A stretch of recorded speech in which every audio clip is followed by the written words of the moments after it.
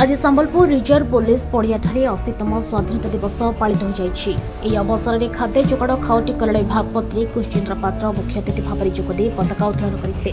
सकाल 9:15 समय यह कार्यक्रम आरंभ होता।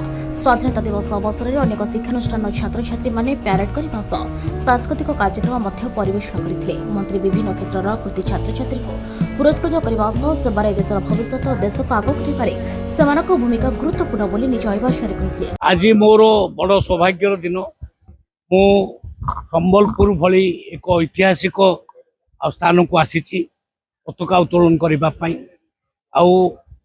मु एठिकार परिवेश एठिकार लोक मान सहित भारी आगु जड़ित अच्छी एवं ये ऐतिहासिक स्वाधीनता दिवस आम समस्त एक गर्व एवं गौरवर मुहूर्त।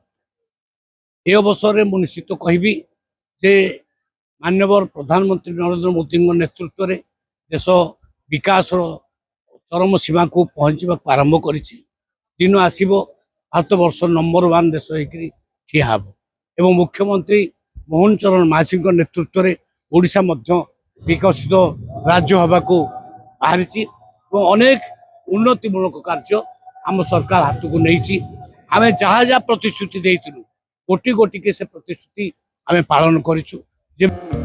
संबलपुर अजित रिपोर्ट हिरांचल लाइव।